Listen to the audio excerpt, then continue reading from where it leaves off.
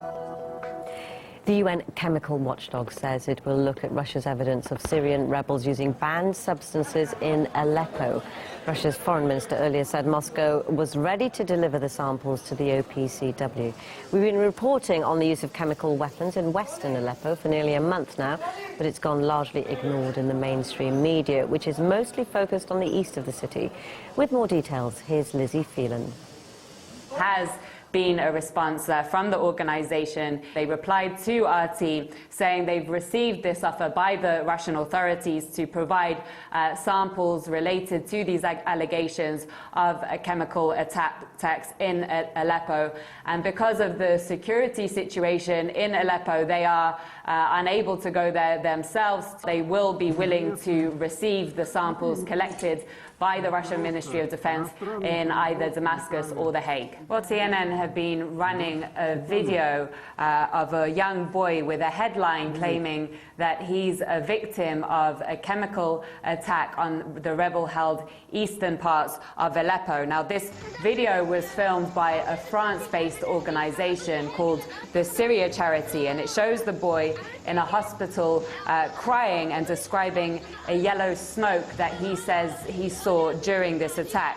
Now, CNN adds as a footnote that it doesn't have any means to independently verify this video or the details of the attack because its access, like most media organizations, to East Aleppo is heavily restricted. Now, on the other hand, RT has had its own crew on the ground in the other part of the city for the last month in the western government-controlled parts of Aleppo. And our crew came across numerous victims of rebel attacks who said that they had suffered symptoms of having inhaled chemical substances. Now, our crew also met doctors who said that they'd treated many patients for suffering from such symptoms as well. And the Russian Ministry of Defense also recently made a statement saying that these samples that they have collected, which they previously mentioned, they've now analyzed them, and their analysis confirms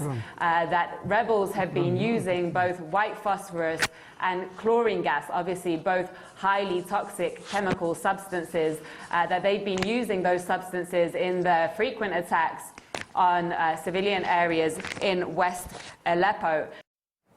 During its latest briefing, the State Department claimed it's still investigating cases of ISIS using chemical weapons, but so far said no solid evidence has come to light. However, when speaking about the alleged attacks on hospitals by Russia and Syria, it stressed that all information comes from credible sources. Earlier, we spoke to our correspondent, Gayana Chichkan, in Washington. The State Department's John Kirby says he does not know if it was Russia or Syria that hit the 5 hospitals that the State Department had earlier accused Russia and the Syrian government of hitting in Syria. Kirby attributed the information to various sources. It is not the United States making these claims. It is reputable aid agencies. And you can go look for yourself on the website of the World... Hang on a second. Let me finish now. I'll let you. World Health Organization or Doctors Without Borders, the Syrian Observatory for Human Rights. You can turn on CNN today and look at some pretty gripping footage of what's going on in Aleppo.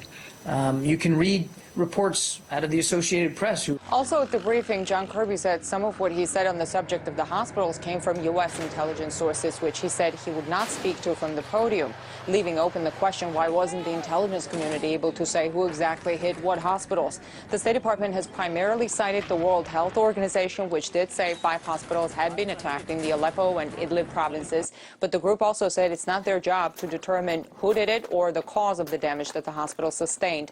John Kirby said it could be either Russia or Syria because coalition planes were not flying in those regions at the time. Russia has denied allegations that it had hit the hospitals mentioned in the World Health Organization report. John Kirby today said even if it wasn't Russia, Russia is still responsible because of its association with Assad. Earlier, we discussed the matter with strategic analyst Gregory Copley, who questioned the State Department's sources. I mean, when you saw the State Department spokesman John Kirby today saying, well, you can see it on CNN. Well, you know, CNN is following the State Department lead and is actually actively working to shape an outcome which is not the one being determined by the Syrian people, whether they're for or against the Syrian government, and it's certainly not one that is in favour of the Syrian government or the Russian government, for that matter. So Kirby's claims about this become very questionable because they're politically motivated.